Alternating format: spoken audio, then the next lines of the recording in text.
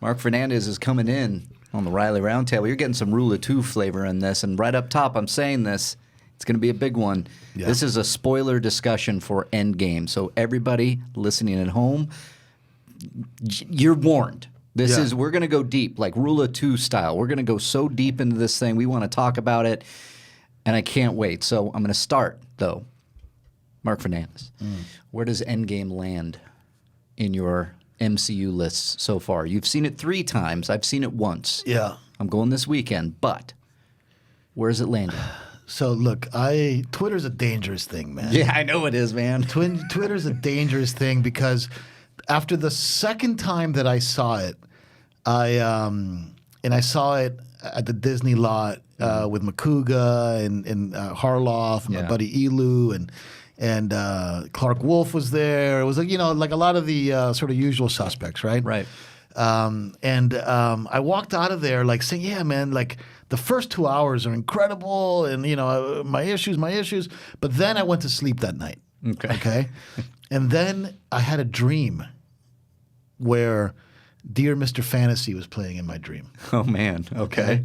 And when a movie starts to penetrate my subconscious, it starts to elevate itself in terms of gravitas inside my mind. Yeah. And then it started sinking into me a little bit more.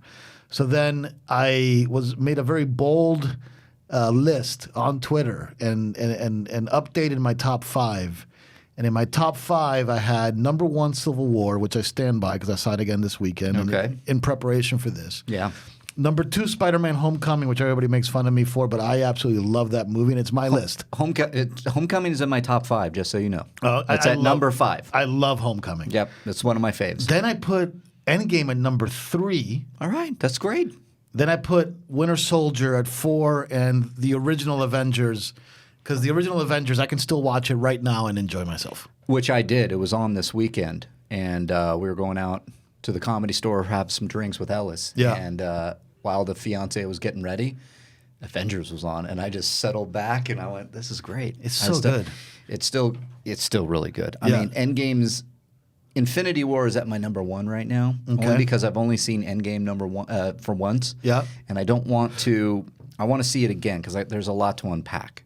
There's so much to unpack. I want to get more of the character stuff. I want to know more about again, spoilers. You're warned. Okay. Yeah. The time travel element. I know that's a big thing that people are talking about. The hows and the whys and the what and the how and the who and the cap shield and what. Yeah, it's so easy to make paradoxes with time travel. Listen, we're never going to get away from that, I think. I think you can endlessly debate time travel because it's, the rules can be broken in other movies, and they even go, and that's what I love about Endgame is they go into that pop culture references that we all did afterwards. Yeah. Well, in Back to the Future. It was almost like a preemptive attack. Exactly. And that's what I loved. But again, I do want to see it one more time. At least, I want to see it. I'll say this. You talk about things penetrating your subconscious. This movie continues. I've seen it now. It's been a week. It's been over a week. This movie continues I am now craving it. I need to see it again because I have a feeling it could go to number 1, but I don't know yet. I just want to be able to see it again, see it maybe a couple more times, really, really just dive in. So that's what we're going to do here, and that's what we're going to do because I want to talk about that.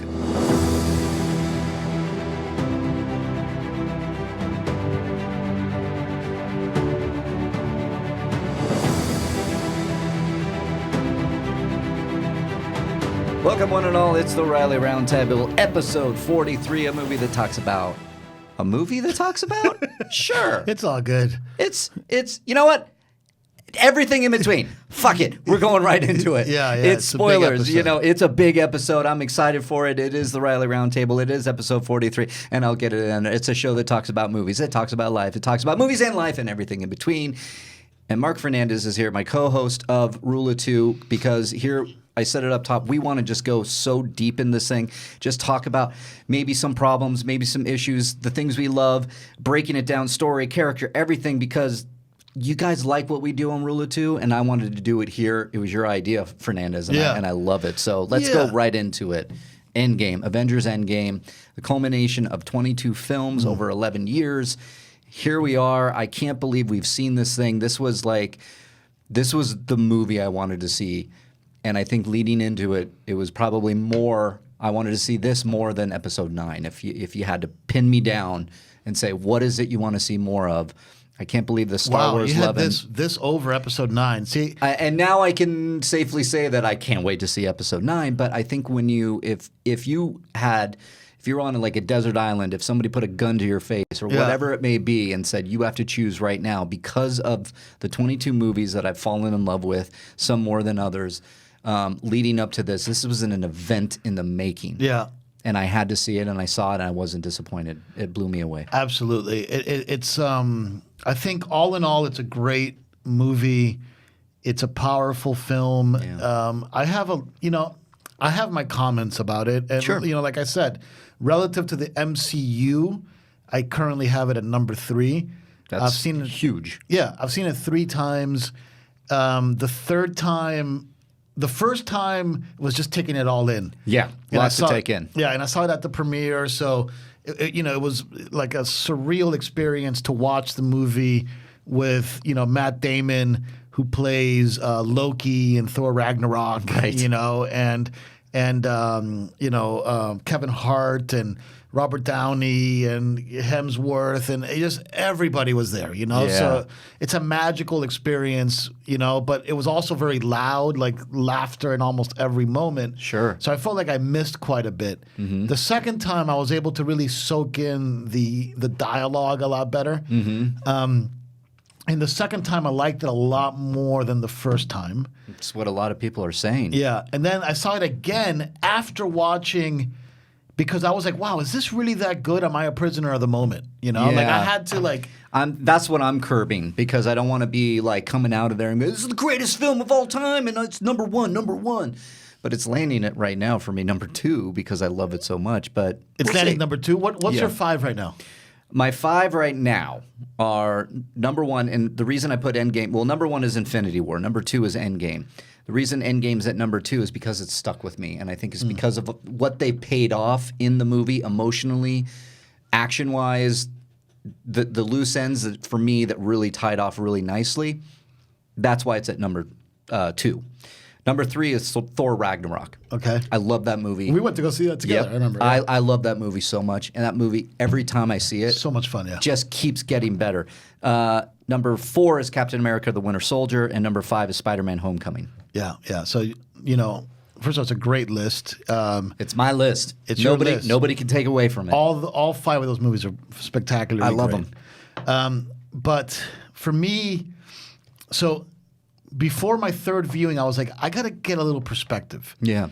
So I saw Winter Soldier and I saw Civil War. Okay, because 2 greats. I've seen, I saw Spider-Man: Homecoming 5 times in the theater, so I know why I love that film. That's a different podcast. Right. It's a very, very, very specific thing, and ironically, it's connected to Back to the Future. Yeah. Because to me, Back to the Future and Homecoming are actually very similar films. I remember you coming when you saw Homecoming. You told me that, and I went, "Oh, I gotta see this, and I bet I'm gonna like this." And I remember us doing a Spider-Man text exchange after I saw it. Yeah. And we did some videos at Collider because I was like, I totally agreed with you. It just hit me. Yeah. And that might be a little bit of bias on my part because everybody knows I'm a Superman fan, but Spidey is such a close second for me. Spidey's my guy. He's just yeah. Spidey's my guy. I've always gotten him. Yeah, because like when you're growing up, it's the one that you can relate to the most because he's a kid, he's in school, he's awkward around girls, he's coming of age. I was Peter Parker without the spider bite. Yeah. I really was. Yeah. Growing up, I was awkward, I was nerdy, I was skinny, I just didn't, a girl says hi to me and I'm like, yeah. Yeah. I can't do it. Yeah, it's absolutely spectacular film. But anyway, so I saw Winter Soldier and I saw Civil War. And then I saw Endgame again. And I got to tell you that after watching those 2 movies, I was reminded about the things that I think the first 2 hours gives you in Endgame, but then it falls prey to me a little bit to some of the shortcomings that a lot of MCU movies have, which is the third act blues. And somehow the action itself being a little bit like uninspiring. And I know that it sounds it sounds harsh, but like when you see the action in Winter Soldier, okay, and you look at one of my favorite scenes in the entire MCU, which is that before we get started. You know, like when like in the elevator, which they did a great callback in Endgame too. Oh God, yes. You know, an incredible callback, right? Yep. But when you take that scene and the action in that confined space, you're like, wow, this is really well choreographed action. Then you have that amazing scene of him leaving the bridge on the bike in Winter Soldier. Then you have that amazing scene of them on the highway when like the Winter Soldier punches Steve Rogers into the window of a bus and the bus goes over the side. Yeah. And like, I mean, the action in Winter Soldier, like, if you haven't seen that movie in a while, go back and check it out. It is incredible I just did another rewatch this past weekend. They thankfully, if it was like FX or TNT or something, they start playing all the movies.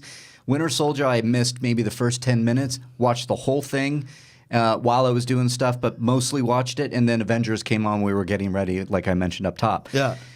It does hold up. And that's why it's still at my number 4, because it is one of the best Marvel movies, and it still holds up so well. Yeah, it really does. It really does. And then you look at Civil War, and Civil War is such an amazing, for me, what I love about Civil War the most is that it's such an amazing character piece.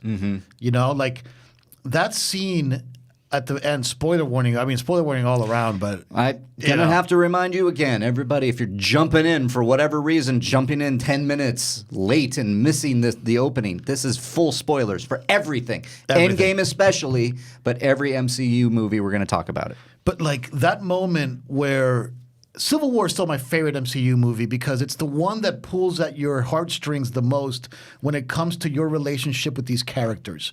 When like you really don't know right from wrong, you can see both sides from a different point of view. It's like it's the most ambiguous of all the films when it comes to picking sides or knowing the good guy from the bad guy, because there really is no good guy and no bad guy, with the exception of the guy who understands everybody's hubris, who understands everybody's weaknesses and is able to manipulate them. Not because, and it's a great quote from Civil War, and I'm going to say it wrong, but it's like, much better men than I have tried to kill the Avengers and it's just not worked. But my idea is like, I'm going to get them to kill each other. And the way he orchestrates all that, I forget the actor's name, but he does a great job with it. And that final scene where he's like Robert Downey, the Winter Soldier, and Steve Rogers are buddies again, and he's like, he reveals that the Winter Soldier is the one that killed, the parents. And like he asks Captain America, "Did you know?" And Captain America's like, "Do I lie? Do I not lie? Do I lie? Do I not lie?" He tried to white lie it at first, and then he comes in with the full truth, and says, I knew. And then the fucking mask comes down, and he's like, "Don't do this." He's like, "I don't give a shit. He killed my mom." And he's just like, and then like this amazing action scene comes out of it, and it's like I felt that.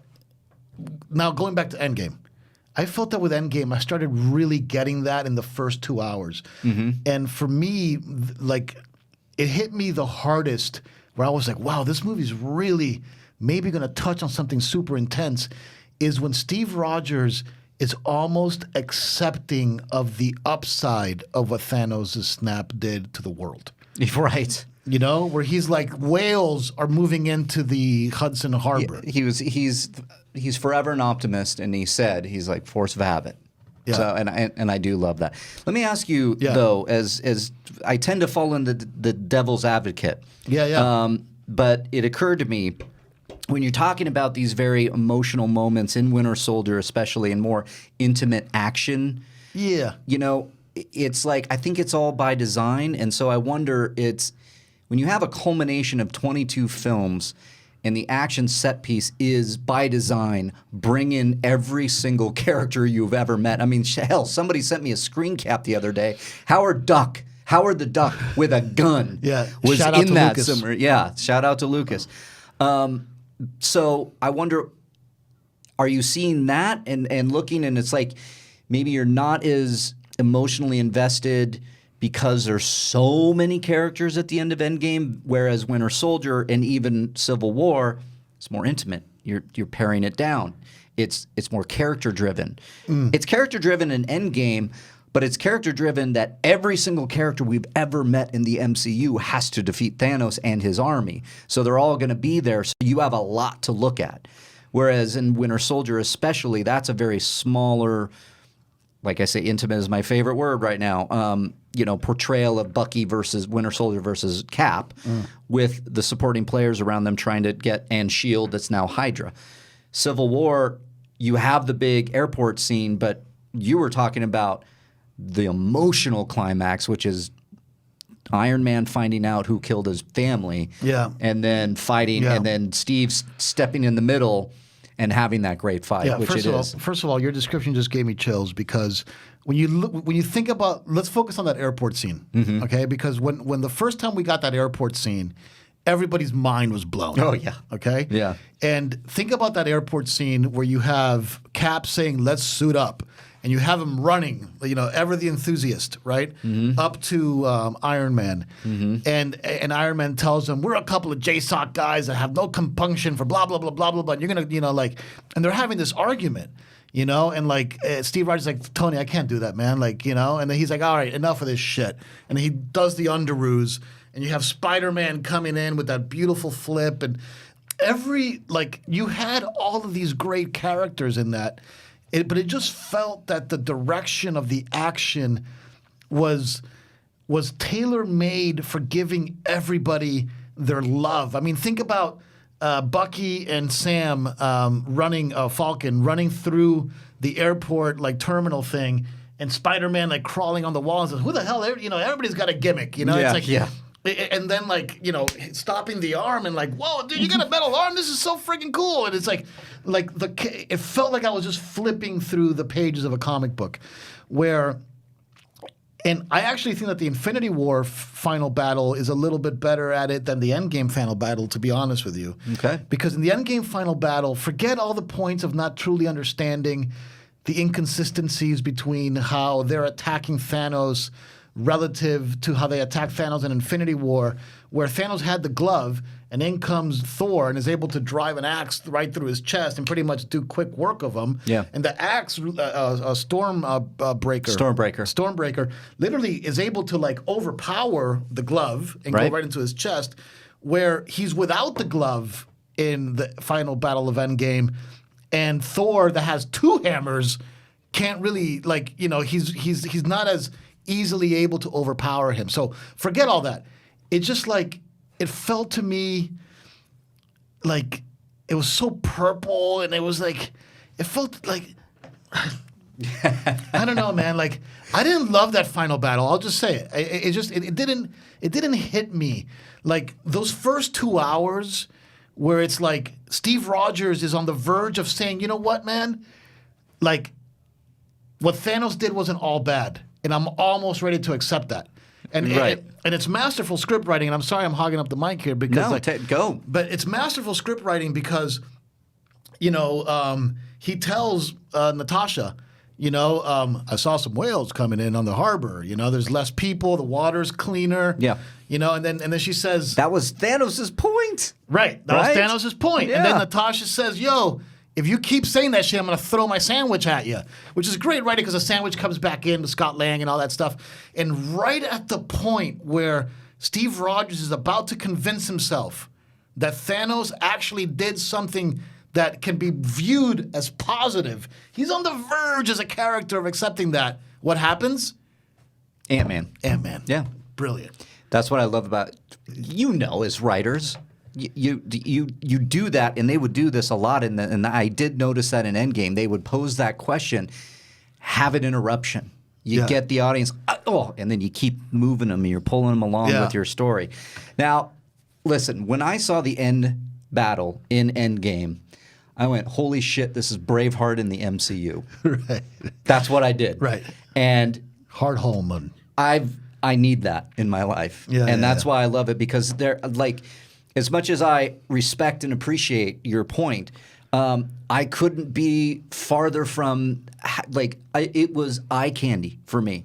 I was losing my mind. Ask Dennis Zen. He was right next to me while I was screaming, "Are you kidding me?" Cap picking up Mjolnir and using it against Thanos. I mean, that was awesome. I knew you were worthy. Yes, that was set up in Age of Ultron. Yeah, it was. Just the different characters had their moments of great action, effects, everything. It just worked for me. Again, I've only seen it once, so it's very foggy in my mind. But I do remember every character coming out. Everybody. And I went, this is Braveheart in MCU. This is the battle to end all battles. It's like, we need that. After 22 films, this is what everybody wanted. We had to see the Avengers assemble, and not just our core Avengers, every Avenger from every MCU movie, because Thanos learned in that 2014 Thanos comes in hot. Yeah, this is not moment. Yeah, this is not the Thanos we had in 2018 with Infinity War, where he had time to collect the stones and think about his plan and ruminate on it, going, "This is best for the universe." This is shortcut Thanos. It's shortcut Thanos, but it makes sense because Thanos is looking for these Infinity Stones when we meet him in Endgame. Why not take a shortcut if you have it? Well, and they needed that. In order to get their peeps back, they needed that. So Thanos then realizes what it is. He's able to fill in all the blanks. And then what I loved about Thanos, when he got there, when he used Pym's potion to go through and come back in time, or at least, jump forward in time to be there, he was pissed. He's like, "I'm going to destroy you now. Now this is personal." Yeah. And that's what I love. So he was extra dangerous. He was 4 years younger. He had his entire army, and he almost kicked the shit out of Thor, Cap, and Iron Man. And Captain Marvel. And Captain Marvel, yeah. But that before she arrived. I loved that fight with we had our three, you could argue, main Avengers. Yeah. Thor, Cap, and Iron Man step out front and go, "Here we go." And I was, like I said, eye candy, kid in a candy store, kid in a toy store. It just felt so right and so perfect. I'm very interested, though. I'm always going to say that this caveat. I'm going to see it again because I want to know, there is a certain thing that happens when you go into a movie that you've been dying to see for many years. At least for the past 3 years, we've been talking about Infinity War and Endgame, 2 parts. Yeah. There was something about it that it felt so satisfying to me. But I've said this about movies I love. You can look after you've seen these movies and they settle in your bones and you have a couple years with them, you can start to go, well, that part I might have done different. Nitpick. Yeah. Look, and some of it definitely is nitpick. But I think now that you've seen it 3 times, so I can see why you would go, you know what, I'm going to question these things. Yeah, and look, it's still even as I'm thinking about it right now, I'm like, do I move it off the third? No, it belongs in the third spot for 2 big reasons. One, something that was articulated to me by Amy Dolan, and I don't know if she said this in her review or not, but you should check it out on Collider videos, the Collider Heroes. Collider Heroes. But Amy said something that I thought was brilliant. And she said it's this movie is a sequel to 22 different movies. Yes. And that is exactly what it is. And that is an achievement that's unprecedented, okay? That's where I got to hand it to Endgame and for it to work as well as it did, because right before the movie started, I had one of those moments where you go back and go, what if this doesn't work? It shouldn't. Yeah, I mean, it's like, how can filmmakers and Marvel and actors and everybody involved, the screenwriters, pull this off and make it satisfying for us? And when I walked out, I was like, yeah, they did it. They did it. That's something that I think needs to be commended. And then later on, when that wears off, because I think that's what a lot of people are really grabbing, is how well it worked off of 22 films. Yeah. So commended, yeah. And it's look, it's all relative, right? You have your MCU list, but what I want is for one of my MCU list films to crack my top 10 movies I've ever seen in my life. And I don't think any of them do. As much as I love Civil War, and I do love Civil War deeply. Yeah. If I think about it, I know it's not in my top 5. And then if I go my top 5 being in no particular order, The Matrix, Annie Hall, Silence of the Lambs, Seven Samurai, and 2001. 2001, right? And Know then, you so well. And then the next ones, right? Like my One Flew Over the Cuckoo's Nests, my Amadeus, my other movies like that are up there, Goodfellas and stuff like that.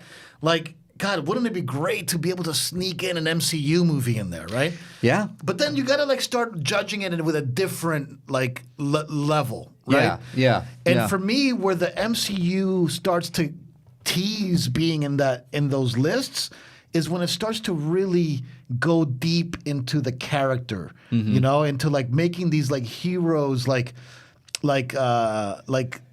people that can teach you things, like give you insights about life. Like for me, one of my favorite lines in the entire MCU comes from Black Panther. And in Black Panther, when T'Chaka and T'Challa are in the netherworld, or whatever they call it, like the ancestral plane or whatnot, T'Chaka tells T'Challa, it's hard for a good man to be king. Yeah. And you're a good man. And it sets up this amazing conflict for the entire film. Yeah. You know what I mean? Yeah. And like, I'm looking for those moments with Endgame. And then, dude, I saw it when Steve Rogers is like, he says two things. He's like, you know what? If we don't make the best of it, Thanos should have killed all of us. Right. He says that when he's having the little like session, right? Right. And then when he's trying to convince Natasha, like, the world is better. It's kind of Well, he's trying. Like, I don't know if he's saying it's better. I feel like he's implying it's better. He's the eternal optimist, so he's trying to find the bright side. But not only is he the eternal optimist trying to find the bright side, he's trying to convince somebody else of it as well. Well, I think it's because they're trying to now move, and especially he's running a move on group. Right. So he's trying to move on himself and then also get his compatriots to move on. Right, but he's also creating a real-world example of why his perception of moving on is not as bad as it seems to the people that are completely desperate. Yeah. Right? People like Ronan, who's become like an assassin. It's funny because I think it was in the same scene where they talk about, or actually no, it was the scene before where they have all the holograms. Yeah, and they go, we know who it is. Yeah, first of all, I want to see that movie. Yeah, well, we're getting a TV series or a Disney Plus. It kind of reminded me of like Sicario. Yeah, I know. Right? See, I love the idea that Hawkeye goes dark. Yeah. And this movie started dark. I mean, it really did. I mean, cutting off Thanos' head. Oh, I love that. I love that. I lost my let's go get that son of a bitch. Mind. Yeah. Because I thought it did go there, and Thor was one of my favorite characters in that movie. Yeah, that's a whole podcast in itself, and we'll get into that, man. But like, by far, my favorite part of the movie was Fat Thor, Lebowski Thor, the dude Thor. Yep. Whatever it is you want to do, like he went there. Oh man, it was so good. And if anybody, I said this walking out, if anybody deserved to go dark, it's Thor because he's lost everything. He's lost everything. He lost everything. I mean, he lost his, and we get to that in the great emotional moment, with his mother again. But he lost his mother in Dark World. He loses his dad in Ragnarok. He loses Loki in Infinity War. He loses Heimdall in Infinity War. He loses half of Asgard, probably more of Asgard in Ragnarok. So there's a lot that he lost, and he kept fighting. And then at the end of the day, he couldn't stop Thanos. So then he has the weight of half the universe on him. What does he do? He goes on a binge. Yeah. He made one miscalculation with Thanos. Yeah. Should have gone for the head. And I love that he went there dark. I'm not missing the head this time. Yeah. Yeah, he cut the head off. Well, it just happened so fast too, and I'm like, oh, yeah, look, so great. I absolutely love the setup they had with Cap and the exposition of Cap's state of mind and where his character was at and how he was dealing with this horrific thing that happened. But what really got me going in that second act was how incredibly entertaining Chris Hemsworth. To me, Chris Hemsworth has become the true star of the MCU.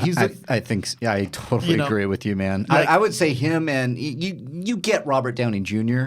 I think it's because of Iron Man, and we've had such a long time with Iron Man. But Chris Hemsworth has, like, we were talking about that on Live the other day, that he's great in Thor. I love Thor. Thor is a movie that I truly and I love. I'm one of those few people out there that I fucking like Dark World. I don't give a shit what anybody says. I think Dark World is cool. You know, it's not in my top 10 or right. whatever. But I don't hate it. Like, I don't hate it either. It's at the bottom of my list though. It's the worst of it. It's like, how do you say the worst when you're like, I'm with you, because there's so many great things in Thor: The Dark World. But if I'm ranking 22 films, I put that last, just because. Last. Like, even worse than Hulk? See, that's what's so funny. Yeah, it's worse than Hulk. I have Hulk pretty. You want to know where they land? Because Hulk has a great opening, but after that, it just falls apart. There's like no movie after that. I have Thor: The Dark World at number 22, and I have The Incredible Hulk at 18. See, to me, Thor: The Dark World. Anyway, what I loved about how Endgame treated the Dark World is that it made the Dark World important to the Endgame narrative. It really did. And like, I think it did that on purpose. Yeah. Like, because it didn't make Hulk important. It didn't make like, it made the big movies important, but the ones that you can predict, right? Like, it made Avengers important. It made Guardians of the Galaxy important. It made Winter Soldier important. But those three movies are usually in people's top 5. Right. You know, like, most people have Guardians instead of Spider-Man. I'm like an anomaly with Spider-Man. Yeah. Well, by design. They had to go get the Infinity Stones. Right. So we get to revisit those times. So Thor: The Dark World was where the ether was. Right. So, great. You know, and like the way he describes it, like the dark elves, ooh, and he's like, you know, he's like having so much fun with it, you know? And then like getting, and like I saw this online somewhere, but the actress who plays his mother had more lines in Endgame than she did in all the other movies combined. Renee Russo. That makes sense. Yeah. That makes sense because but that's what I love. That's what I thought Endgame did so well with everybody across the board. And especially the main Avengers, they had these incredibly emotionally powerful moments. So with Thor, knowing that he's about to lose his mother again, he's going to watch it happen again. Is like, I think he even says, he's like, she dies today. Yeah, and Taika Waititi, Taika once Waititi. again steals the show. As Korg. Plug into the sci-fi, you know, whatever you want, and like, you know. Hey, do you want to jump on Wi-Fi? Jump on the Wi-Fi. Yeah, he's like, hey Thor, this guy's he's doing it again. Yeah, Thor again, the God of Thunder. Yeah. He's like, I'm gonna go over there and kick your ass. The emotional stuff that happened in this, just like I cried a number of times. Did and you? Just because it really got me. Yeah, because I didn't cry. It just, I don't know, man. What the MCU has and I done. cry, and look, I'm easy to cry. Like I cried, and that's episode 2 of Game of Thrones. I couldn't stop crying. Yeah. It was just like the entire freaking episode. I just think it's because of, you know, I said this on a roundtable, I think, or where did I say this? It doesn't matter. The MCU for me is like what my father, at his age, was feeling when Star Wars came out. Right. When he took me to see Star Wars, because I feel like it's captured that pop culture. Right. It's tapped into that heartbeat. Times like 20. Right. Times inflation. Because of because of where blockbusters are now, because of what we, but even more so times 20 because of the shared universe. Like, how could anybody think to do this? But Marvel, but makes sense. It's all in the comics. And do it so elegantly and do it so consistently and do it with a minimum level of quality that's so high. Yeah. And like, you know, now that we have all these movies, you can take more inventory on the entire thing. And like, you know, you see it as this epic saga and you start to like find the patterns and the critiques of like every MCU movie is very similar. I agree with that. There is a lot of similarities between them in format and style and stuff like that. I think that there's gold standards, you know, and to me the gold standard is Captain America Civil War because it's so incredibly complex from a character development point of view. Mm-hmm. Then the Winter Soldier, to me, the magic of the Winter Soldier is not in the plot. Like, where was it? The Winter Soldier is not a comic book movie. It's like a political thriller. It's like, to me, whatever. I've seen a million political thrillers. There's no politics that resemble the politics of Winter Soldier in the real world. It just doesn't. It doesn't exist. But what Winter Soldier is that I think is spectacular. It's, to me, one of the best action movies since like the Bourne Identities like movies. Like, to me, it's closer to the Bourne movies than it, like, really close to the Bourne movies. Yeah. Where, like, Civil War is like, damn, Civil War, it's like, did you ever read the Civil War comics? Oh, yeah. I would, when it came out, I was just collecting everything. Yeah. Not Civil War 2, which I know they did another Civil War in the line. I've fallen off of comics by then. But the original run, I was there when Spider-Man took off his mask. Right, which they don't have in the movie, but no, they don't go there. And in fact, Spider-Man is the only one that really has a secret identity in the Marvel Cinematic Universe. Right. You know? And people know who he is. Right. But they don't really make that a thing in when the comics MCU. is a big deal when Peter trusts Iron Man. And you got to know. And it backfires on him. It's a huge arc for Spider-Man, which is what I love. Not and then only he goes over to Cap's side. Then he goes over to Cap's side, yeah. Because, I mean, as soon as Peter Parker reveals himself and Tony says, don't worry, it'll be okay, I mean, then all of his villains are like... His life falls apart. I mean, Aunt May was targeted, you know, Mary Jane. It's like... Aunt May, I believe, was killed. She might have been. No, I don't know think if she was. I know she was targeted. Because after the end, like when they catch her, is when he is if I remember, dude, I was a kid when I read this stuff. Yeah. But after they do get her, I think they kill her. Is They when might, he, yeah. Or maybe not kill her, but put her in the hospital. Is when you get the Back in Black series. Right. That's right. When yeah. Peter Parker goes back to the black suit. Yep. After Civil War. Right. I might be That's getting right. this wrong. And, yeah, you know, some sweaties out there, you can tell us. But gotcha. yeah, But anyway. It's been a while, too. But I love that character moment. But I also love, in Civil War, the conflict between friends is so well articulated. Yeah. And they've milked that, that cow quite a bit. Even in this movie, you have probably like another stupendous scene, the fight between Black Widow and Ronin / Hawkeye, right? Like, that's another thing that they've kind of gone to the well a few times in, But I feel like if they've gone, yes, and this is what it is, and this is what I love, it's a 3.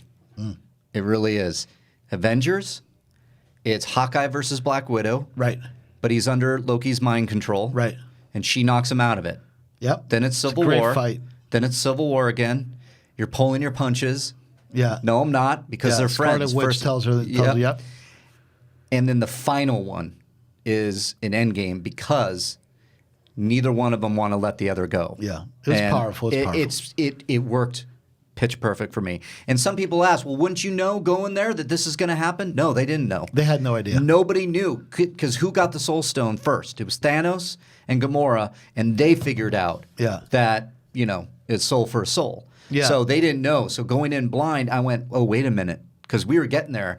They agreed to go off there, and I didn't even think about it, maybe because I was just so caught up with, like, I'm finally seeing Endgame. I was like, oh, shit, they're going to get there, and it's going to be a soul for a soul. How are they going to get out of this? Because I was in shock. I was like, no, Black Widow's not dead.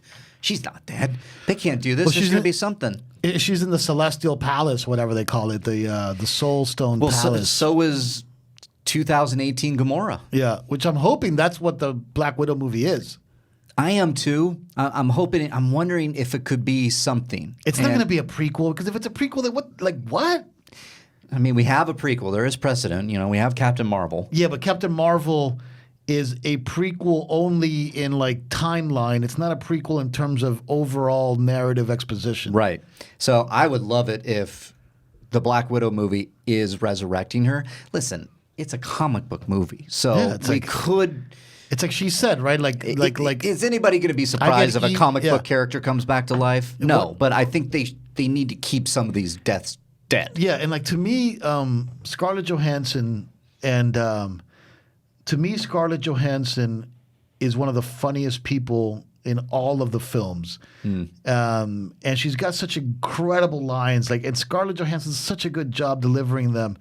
She has the line in first of all, her introduction in Iron Man 2 is spectacular. Yeah, that's great. When she beats the crap out of Tony Stark, and Tony says, "I got to get me one of those."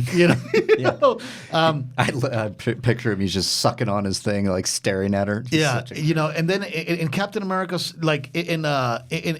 in Winter Soldier, it's line after line after line. She brings the comedy to that film. Well, this is when I it was Winter Soldier that I truly went, I love this character, Scarlett Johansson's Black Widow, because they're sitting there when they're going it's the opening scene. They're going on the ship. They're going to fight, or save some of their S.H.I.E.L.D. guys and whatnot. Yeah. They're like talking about life. And what about that girl in marketing? Blah, blah, blah. It's like, no, I don't want to do that. Okay, flips over, beats some ass, comes together. How about that other? It just was such great comedic timing. She's great. It's like we're walking around talking about movies and stuff by the water cooler. This is their water cooler on a mission. Yeah. Like I read something and like, God, the world's gotten so... like people just like to argue for the sake of argument, sometimes stand on their bully pulpits with no foundation. And I know.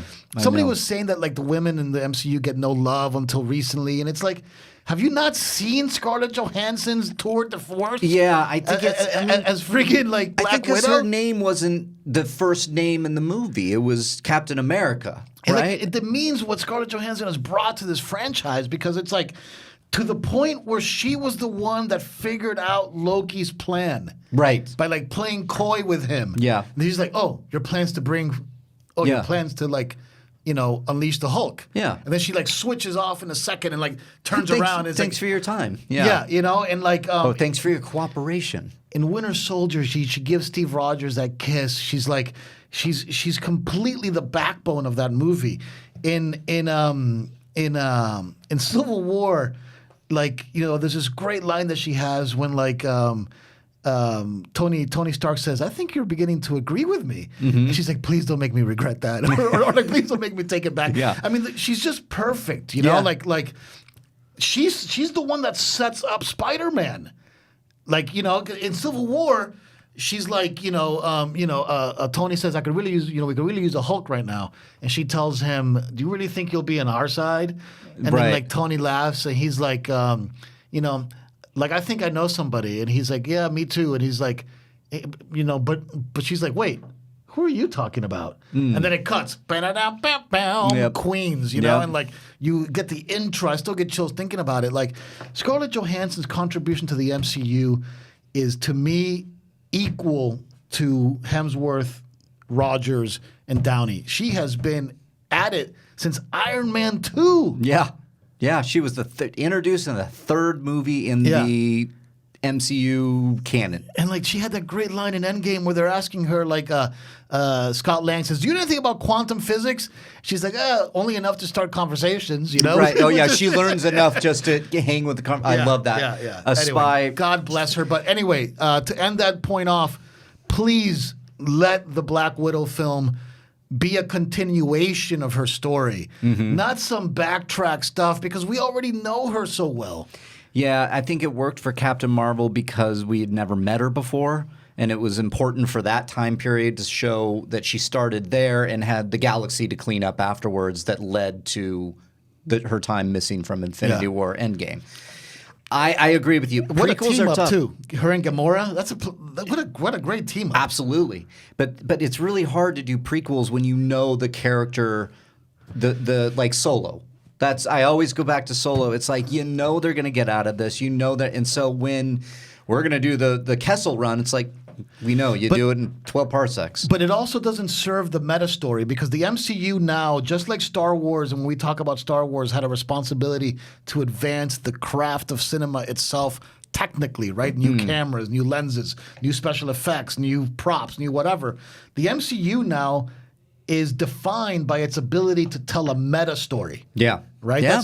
Great point. That's what the cinematic universe is. It's a meta story. It absolutely is. Every single movie goes into the broader narrative. And Right. it will affect it in some way, character or otherwise. And if you want my prediction about what the next meta story is, I think, and it is my prediction, I think it's going to be the end credits for Spider-Man Far From Home, is that you're going to get some way, somehow, some form, something. And I'm looking at you, John Schnapp, because this is like inspired by me wanting you to get this moment. And it's going to be a tease of Doctor Doom, a tease of the Secret Wars storyline, and what a better way to like start that, or to keep that meta story going of Doctor Doom, Secret Wars, all that stuff, with Gamora and Black Widow in the Celestial, whatever you call it, like, finding a way to get out of there. Supposedly there is a way to get out. Yeah. I hope. Now, when you say Secret Wars, are you talking about like the Skrulls? I'm talking about the Secret Wars that I know. And look, I'm not a comic book head. Like, I just want to be very, very honest about this. But I am a Spider-Man freak, okay? So pretty much all my comics that I've ever read are somehow related to Spider-Man. Right. So Same. When Spider-Man got his symbiote suit, it all started because Doctor Doom put them, made this like weird superhero Olympic like death battle and got like every superhero and every villain and put them all on the same ship. Yeah. And the issue was called Secret Wars, and it's the first. Yeah, I'm reading it now. Secret Invasion is the Skrulls. Secret War is the 5-issue comic book limited series by Bendis. Yeah, who's in the studio 2 days ago. That's right. Yeah, Crazy. It was so. I know. I wish I'd shipped it. God, I had those issues, the originals, and like freaking Coy didn't tell me that he was going to be here. Mm-hmm. God, Anyway. I'm looking at it, and I know. I wish I had. I have a bunch of the Ultimate Spider-Man because I love. It's my so favorite good. Spider-Man run. Yes, it's like I was so involved in that. It was just pitch perfect. Yeah, there's a bunch of stuff. I don't want to get into it But here, anyways. but I think there's something there. But did you see this? This is a little aside that they are saying that Ben Mendelsohn is seen in when Peter Parker goes back to school at the end of Endgame. Ben Mendelsohn is hovering in the distance as like a teacher. I don't know if it's true. I've seen screen grabs. When Peter Parker sees his buddy? He sees Ned. Yeah, he finally gets back to school. I didn't notice that. I didn't either, but people are saying it's him, and I'm wondering if if it's him. Now, you can send me screenshots all you want. I've seen him. I can't tell. Right. I can't tell. It's too far away. It's too foggy. I got to see it again in the theater. Yeah. But wouldn't that be interesting if we do know that Ben Mendelsohn's character at the end of Captain Marvel went off into the sunset, so to speak, with his Skrull peeps to go find a better life? There is that Secret Invasion storyline. Yeah, I've never read that one. It's essentially that the Skrulls had been hiding out on Earth, and they've taken the guise as certain heroes amongst the Avengers. But are they seen as villains or? No, I mean it's like, and I don't know the specifics. I think Cap was a Skrull, but it's like basically they're shapeshifters, right? So they shapeshifted into an Avenger and planted themselves amongst the ranks, and then revealed themselves at that moment. Gotcha. I haven't read Secret Invasion in a very long time, so I probably butchered it. So again, every sweaty, tweet at us, drop in some comments, all that good stuff. Schnepp and I, because Schnepp knew how big a nerd I am for Spider-Man, and I haven't read a ton of comics. I've read a lot of Spider-Man comics, especially in that era of like when Peter Parker got abducted by Doctor Doom and the symbiote happens and the first first 20, 30 issues of him as the symbiote and losing it and then all that stuff. So that stuff I am pretty well versed in. And then whenever I would riff with Schnepp about comics, he would always see my enthusiasm for Peter Parker and Spider-Man, and he would always tell me, man, like, you got to check out Doctor Doom. Doctor Doom is my favorite villain of all time, more than the Emperor, more than Vader, more than Thanos, more than everybody. Like, Doctor Doom is the greatest villain ever written. He used to tell me that point blank. Yeah. And now that Doctor Doom is inside the Disney fold, like, I cannot imagine that this isn't something that a lot of people are thinking about. Oh, yeah. I just don't think because of where it landed, Kevin Feige did say, it's like we literally could not develop anything until the deal was set. So they have their plans in place, and he's even said, we have a 5-year plan. Now, what I think they can do, though, is that they put the 5-year plan in, they have a rough idea of the 5, maybe they have it, maybe it's set in stone, I don't know. But if they can't develop any of these characters until the Fox deal is signed, and then it's signed, a couple months before Endgame, that means Far From Home is also pretty deep in post right now. I don't think there's going to be any. You shoot something like he goes to Liberia. You could. He goes to Latveria or what is it? I'm sorry. Where is it? Liberia? I think it's Latverian. Latveria. Yeah. Yeah. He goes maybe they end up going to Latveria. I don't know. You could, because I think their plan will absolutely change now that the ink is somewhat dry. That they can go, now we can do it. Now where can we fit in? Because we are going to get, from the MCU, we are going to get mutants, and we're going to get Fantastic Four and Doctor Doom. Right. Absolutely. You have to. And Doctor Doom is one of Spider-Man's biggest enemies. Well, I mean, yeah, Fantastic Four mostly, but yeah, he fought Spidey. Spidey's fought everybody, which I love. Look, and again, I'm not a huge comic book nerd, but I remember Doctor Doom being a Spider-Man villain. Really? See, yeah, he's more a Fantastic Four. I mean, but I'm sure he's taken on, and I'm not sure. But Spidey has definitely been. I've read comics where they're in conflict with each other. Yeah. You know, and like he's what's fascinating about him is that he's got no superpowers. Right. Well, he does. Well, maybe it's the movies. I don't know. He's just smart.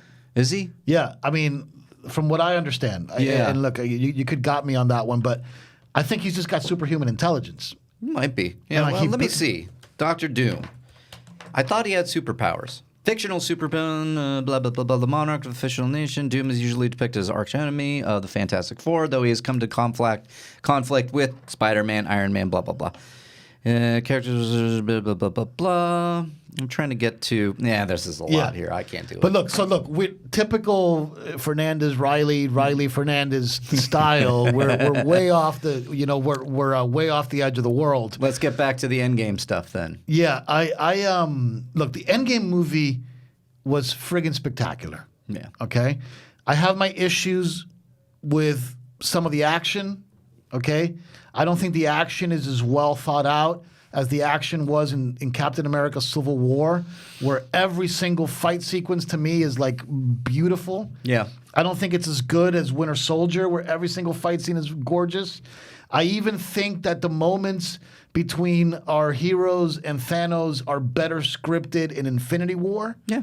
When it comes to the fighting. Sure. But man, those first 2 hours, when you start seeing how 5 years later the snap has affected these people, how it's kind of pushing Steve Rogers to look at a better world. Mm-hmm. You know, how Scott Lang comes in there with this hope, how they're so quick to embrace the hope. Yeah. How Robert Downey Jr. says, I can't gamble on this shit. I got a kid. I got my second chance. You're talking about this emotional connection that was so fabulous. Yeah. And it was so well done.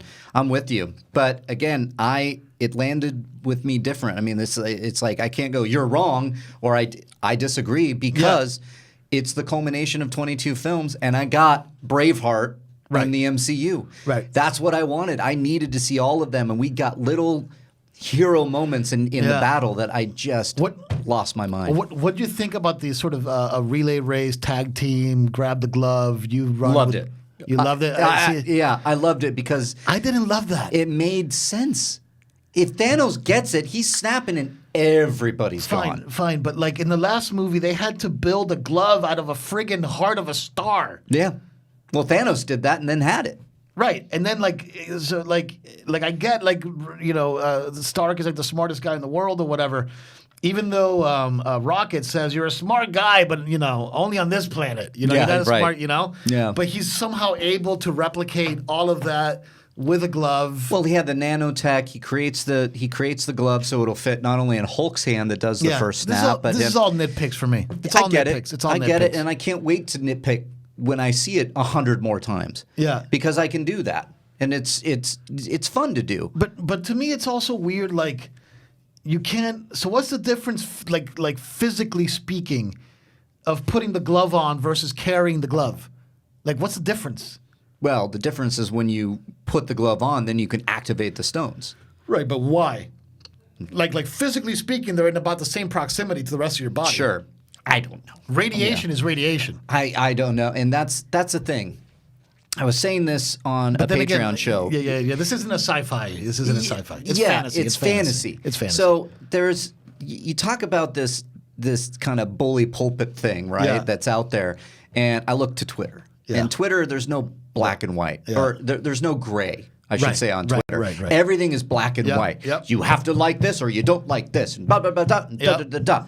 And I know people are having some problems with the time traveling elements and what does it mean and this, and that, or talking right now, how does the glove work and what about if he did this, and this. For me, I'll put it as plainly as possible. I don't fucking care. Yeah. It works. I'm with you. It worked. It just really worked because it's like, am I going to sit there and go, well, quantum physics says that you can't say this and da da da da da. I sound like Christian Harloff there when he does his troll voice. it just is. I'm incapable of doing it, at least in first viewing. You know, because I was just, like I said, just like, I can't even believe this, because I just was having so much fun. Yeah. And that if there were elements, I mean, there are movies that, and I wish I could pull an example that I'm trying to think. I mean, it's hard to do, you know, off the top of my head. But there are times in movies that, you know, whether it's sci-fi or whether it's fantasy or whether, you know, questioning the reality of certain things. I mean, that's why we make movies. I mean, that's at the end of the day. To push the boundaries. We push the boundaries. We're making movies about men who can fly in tights. We're making movies of space ridiculous. wizards. It's ridiculous. And it's all an allegory. It's an allegory. Yes, and to sit there and go, well, that wouldn't happen in this world, then don't go watch that movie. Go watch a documentary if you want your realism. Because truly, why would you want to question something that out of that's not reality based? You want a different movie then. You want to go see a biopic, or you want to go see like a true character study of like a drama or something. When we're talking fantasy, when we're talking superheroes, super soldier serums, people that can turn into green ogres and punch things with their fists, and you know, Captain Marvel that's flying in the universe and going from galaxy to galaxy just on her own accord, you're going to sit there and go, well, that wouldn't happen in the real world. Of course not. Yeah. Otherwise, it wouldn't be a movie. My only counter to that, okay, and I do have a counterpoint to that. Sure. Is that, again, and we've talked about this on Rule of Two, is a movie has an opportunity to set its rules, okay? That I agree with. Okay? Absolutely. And there have been a few rules that are pretty much driving this entire thing, okay? And it's number one, you can't touch these Infinity Stones unless you're super powerful, or else you're going to fucking die. Right. And this was introduced to us early on with like Guardians of the Galaxy, when that girl grabs the purple one, the Power Stone, and she gets, you know. She blows up. She blows up. Not only she blows up, she blows up the entire space station pretty much. So there's certain rules that have been set up. Like, you can't, like, forget just one stone. Like, all five have so much radiation, and in this latest Hence film, the gauntlet needs to be made. in this latest film, it's gamma. It's being described as gamma radiation. I guess they all exhibit some form of gamma radiation, which could be deadly. Now, why isn't there gamma radiation when you're holding it versus when you're putting on the glove? I think is a fair question. You know, that people should have, you know, you got to be careful. They're setting up the rules. Be careful with these stones because they can kill you. Yeah, and I love what you're saying. The rules set by the writers or the creators of the art itself. Yeah, because you can't break your rules. What killed Tony Stark? The great Tony Stark. The snap and too much power. Too much radiation. Too much radiation. Yeah, he was fried. He got fried. And they said it. They said, I need to do it. Well, Thor wants to do it first. Yeah. And they're like, you're in no shape. Hulk goes, no, I'm doing it because it's gamma and I can take it. Anybody else, and he says, anybody else does it, you're going to die. And I love Hulk's line, man, I was made for this. Yep. Like, this is what I was made for. Yep. Like, this, it's all been leading up to this. I'm the guy who's going to snap him back because I can deal with the gamma radiation. Now, if you needed literally the heart of a star to create some whatever that could hold these stones just in the same thing that somebody could put their hand on that could actually, you know, like deal with this strength, it makes... Then how did Tony Stark do it? How did Tony Stark do it, number one? But number two, if Tony Stark was able to do it, why couldn't he have prevented the gamma radiation from affecting him once he put his hand in it versus holding it? Anyway, it brings up a million questions, but you're right. It's all nitpick shit. Okay? Yeah, I think you're gonna. Yeah, you're gonna have to throw that shit out the window because at this point, it's to each his own. Though, look, if people are out there, you know, and I've seen it. It's like with these movies that are inevitably. I mean, this thing made $1.2 billion opening weekend. A lot of people saw that, and a lot of people liked it. Now, if you are one of those people out there that saw it and didn't like it, that is great. You know what? That's what movies are for. But I don't like it when people are piling up on a movie just because it's the popular thing. Yeah. And they want to be that. Yeah. Not a lot of people are piling up on this movie because it's a friggin' great movie. I've seen some, but I tend to go down those Twitter rabbit holes. Right. Just because I'm fascinated by people. I'm like, look at these guys. But look, I'll tell you what, because now we're getting to the end game. Yeah. Okay? Now we're in the end game. I thought Tony's death was a little anticlimactic. Oh, Jesus. Yeah. It hit me all in the feels. I had tears. I couldn't down deal. my. Because I thought it was ridiculous. Oh, I loved it so much. did. I loved it so much. You know why? Because it was such a perfect full circle. It started with him and it ends with him. Him dying makes perfect sense. Yeah. Like thematically, story-wise, I have no issue with him dying. You kind of knew he was gonna die. Yeah.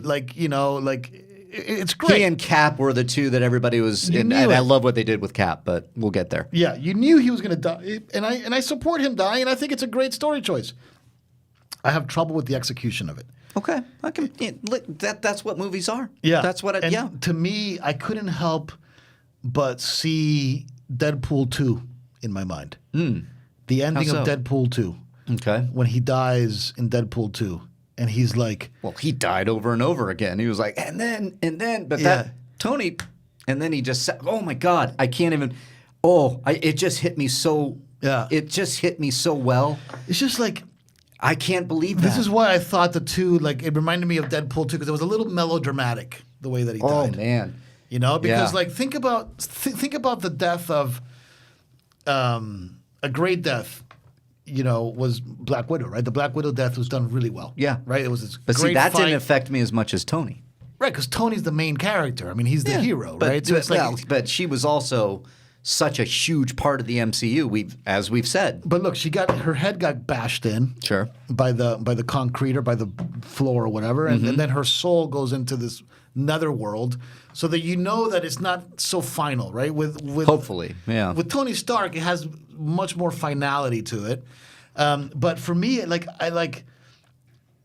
I loved Peter and Stark getting their hug on, right? Because ultimately, Robert Downey Jr. puts everything on the line: his second chance, his kid, everything For Peter. for Peter. Yeah. Okay, so God, I loved it. and so when him and Peter have that hug, you're like, oh, okay, this is great. But then when he's dead or when he's dying and he's grasping for his last breaths, Peter comes to him and does his little cry moment. And then it's almost like they take him away and then they bring in Pepper Potts. And then she does. Pepper pushed him away. Yeah. Because she needed that moment. Oh, listen. We're gonna disagree on this one. Yeah, we're gonna disagree. Look, I loved it. So I love much. in the story that he dies. I didn't love how he died. I love the funeral scene afterwards. I thought the funeral scene was great. You know, listen. It didn't land with you as it landed with me. It didn't land with me. Yeah. It didn't land with me. And that's again. Isn't it great that movies do that? That there are so many different reactions that you can get from that. That's why I hate the whole black and white thing on Twitter, where it's just like, well, how could you like this if you didn't like this? It's like, because it's gray. Because it's subjective. Because it's a movie. There's going to be things that are going to land with you more than they're not, or somebody over here. And like, I do love that the snapping thing becomes a thing, and like Robert Downey Jr. snaps his fingers and kills all of Thanos' forces, and Thanos was like got a little greedy, like, you know, like I love that idea about the 2014 Thanos versus 2018 Thanos, how one of them is a little bit more impulsive than the other, and like all these things are great. And like I love the snap, and I love how it ended, and I love like Doctor Strange saying this is the one in 14 million, and gives him the one. This is the moment. Go sacrifice yourself, and all these things, because he tells him, if I tell you what's going to happen, you won't do it because you won't sacrifice yourself, Right? Because you're a kid. You'll have too much time to think about it. Oh yeah. Right, so he gives him the least amount of time possible to think about it, and he does his thing. I just like, if the death to me felt like exactly the kind of death that Deadpool 2 is lampooning. Yeah. You know, It is. It absolutely is, but I think that's a kind of a trope in screenwriting and in movies. You know, the ultimate sacrifice. Now, is it handled properly? I think it is. It landed with me emotionally. Some people are going to feel that way. Yeah. Look, absolutely. It doesn't. Like my mother was like, again, her Endgame first text number with me, 3. she's like, Tony Stark died. I went, yeah. She went, is he going to be in any more movies? Not right now, Mom. Yeah, he's done. he's done. And I think it was obvious that he was done when he wasn't in the Far From Home trailers, because of how close him and Spidey are. Yeah. And that it's like, you know, Happy is the one. So you knew he was done. Like, yeah, you see Happy a lot, but I actually think that the Far From Home trailers, like, I don't know, man. They kind of spoiled Endgame for me a little bit because Yeah. it was obvious that Cap wasn't around. You know, I'm sorry. It was obvious that Iron Man wasn't around. I know, and that's funny. I wonder if we could be a fly on the wall with Disney. That's Sony. Sony needs to market their movie. Yeah. Right? And Yeah. so I'm sure Marvel and Disney were like, Can you just wait until Endgame? Nope, sorry. We got a movie to market here. Yeah. Fuck. All right. You Yeah, know, I get it. But all right, we're gonna start wrapping this up. Fuck, I feel like we've barely gotten into the Barely. I mean, yeah, there is so There's much. so But we've much. talked a little bit about it. The time travel element. I know some people are like, huh? Whatever. What is that? Again, It's tough. it's time travel. I'll always say, if it doesn't land with you and you maybe have a very analytical mind where you're going to question that a lot, then by all means do it. I like the time travel. I like the way they did it. I love the way they did it, and they used it. Everybody. Well, we had a time stone, and then we had the quantum realm that Ant-Man was But in. there's a ton of paradoxes. Of course there are. Ton of paradoxes. Yeah, I'm confused as well. That's The Nebula stuff completely throws me off. Nebula stuff. How does Cap get the shield back to Falcon? We talked about that. How the hell does he get that Well, shield back? I start picking away at some of the stuff we're hearing, and the Russo brothers did mention that by him staying in the past, another branch of reality kind of was formed. So the good and the bad of time travel are the paradoxes, the bad, right? Where we can sit there and go, well. So then the present is an alternate reality. I don't know. But see, this is the good. Now Marvel has something in their pocket that they can use. But look what it did to the Star Trek universe. It destroyed that. Yeah, Star Trek is, I know, but like the whole alternate timeline and the thing and the that and the thing and the that, it's like, right. It's like, what? Yeah. Like no, dude. Like humanity can deal with one reality. Right. There's one universe. And that's what I want. But again, what I love about the idea of little alternate dimensions or alternate realities, I should say. Loki. This is, I think, again. Love that scene. There are a lot of moments in that movie that I can go, oh, okay. For instance, how did Cap get the shield back?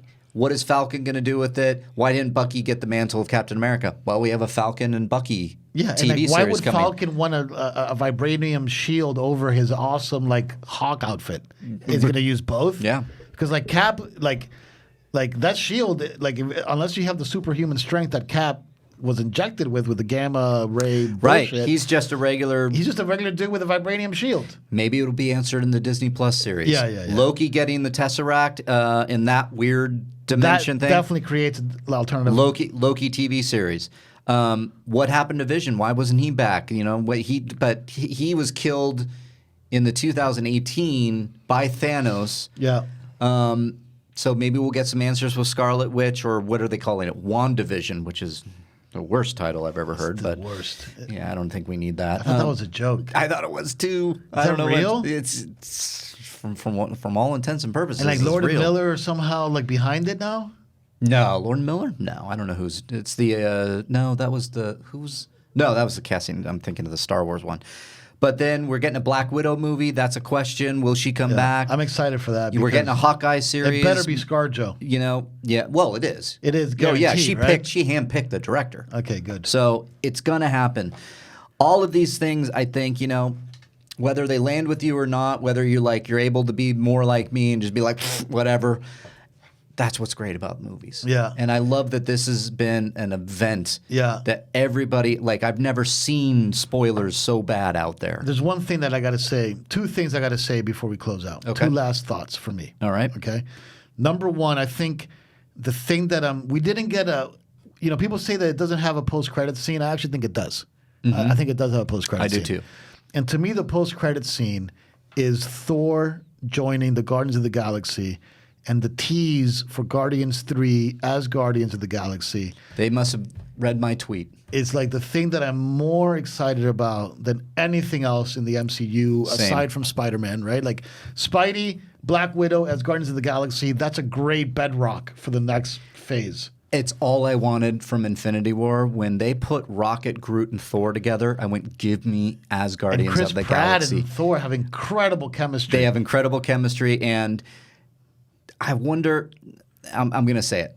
I've heard something. Okay, good. I don't know about Guardians of the Galaxy Volume 3.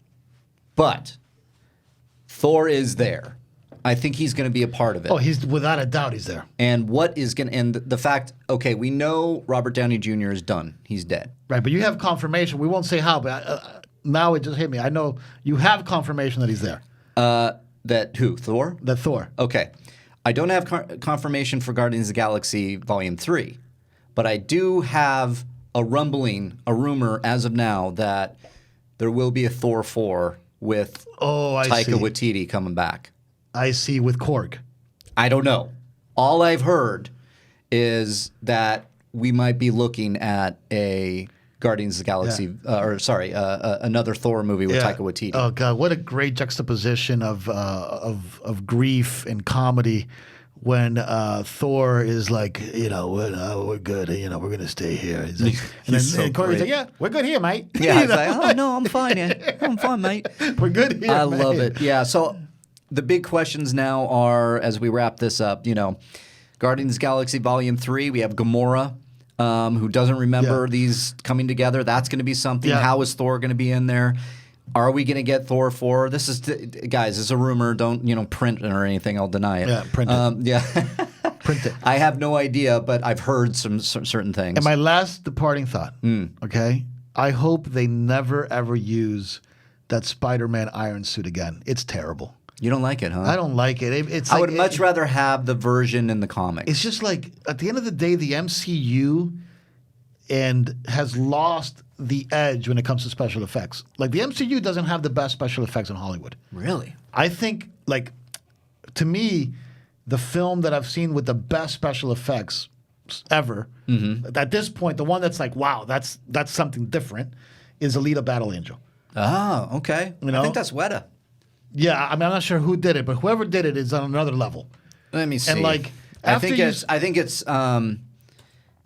Weta, because Weta has been doing something very, very. It's Weta Digital. Yeah. So you have ILM, which did all of Marvel, right? And then you have Weta that does the company Alita. formerly known as ILM, which is some other weird thing now. But right. So the effects are fine with me. They're okay. There's certain things. They're okay. I mean, I actually thought that some of Thanos' effects were better in Infinity War than they were in this one. But man, I don't like the Iron Spider suit. Like, it looks so digital. Yeah. And it's like they do that little conceit where he loses the headpiece so that you can see his it's nanotech. face. Yeah. Well, I think you're going to be happy, because from what we've seen from Far From Home, he has a new suit. Yeah, he doesn't touch that. It's the regular suit. He probably like leaves that behind. Thank God, because it's like. It doesn't bother me that much. I don't love the arms. Like, there's a moment in the Endgame fight that to me felt very un-Spider-Man, and I'll say it. Like, it pissed me off. Okay. Which is that Spider-Man felt like he didn't. Like, there was this one point where Spider-Man, I believe, had the glove, and he was like doing the relay, and he was like, the guy running with the glove at this point, and like he was like, "Oh my God, what's going on?" And like the legs seemed to act independently of him and like stopped him, and were like, or actually I think he was surrounded. Yeah. And like he didn't know what to do, and he was just holding onto the glove, and the legs were like fighting for him, and like it felt like he wasn't in control of the arms at some point. I love he went into kill mode that we was set up with in Homecoming. Yeah. But I think it's just because it's nanotech, it's built by Stark. It's all nitpick. You've seen it 3 times. You've been able to think about this stuff. I'm still high on it and wanting to see it and like really soak it in. So putting it out there to everybody listening now. Like, how many times have you seen it? What did we not talk about that we should have? I mean, we could have done score? Final score Out of 10. Oh, it's a 10 out of 10. 10 out of 10. And I know that's easy to say, but I have 22 movies to get to this point. Yeah. And so just on that alone, I have to give it a 10, because for me, it worked. Yeah. And then later on, I know I'll be able to probably go, there's probably, what is this? What is that? But I think that I can't believe this movie worked as well as it did. Yeah. I'm going to give it a 9.2. Yeah. That's a great score. Yeah. I'm going to give it a 9.2. Yeah. It's Endgame. I can't believe it's here and gone. Everybody out there listening at home right now, please do this. Drop in some comments. Give us your score. You can, is it 10 out of 10? Is it 9.2? Is it a 5? You let us know. Hit us up on Twitter. Marc Fernandez is at Marc Fernandez. I am at Reilly Around. And remember, this is the Reilly Roundtable. It drops every Thursday on Collider Conversations. If you're listening at home right now, because this is mostly in podcast form, will you please give it a 5-star rating if you so desire? Drop in some comments. Share with your friends. Those comments really help us over there on iTunes, and it would be a great thing to happen. So tell us how we did. It's the Reilly Roundtable. It's episode 43. My God, I can't believe we could keep talking about this thing. Yeah. I want to keep going, but we'll save that for more. So thank you, everyone, for tuning in. And Marc Fernandez, anything else you want to say before we go? We'll get him next time. Get him next time? Yeah. Who are we getting? I mean, like, it just, like, I feel like we didn't talk about... I know. We didn't talk about the 70s. We didn't talk about that incredible... That great scene with his dad. The great scene with his dad. We didn't talk about the amazing Stan Lee cameo. We talk about Cap going back in time to finally live with Peggy. Yeah, there's so much. That was so beautiful. It was a great... I mean, look, it's a great movie, and it's one that incites good conversations. So, go watch it if you haven't seen it. Actually... Hopefully, if you're listening to this, you've seen it. If you're one of those guys out there listening right now and you haven't seen the movie, what's wrong with you? Shame on you. Shame on you. Why are you here? All right, that's it. It's episode 43. That's in the books. The Reilly Roundtable. See you next week. Bye-bye.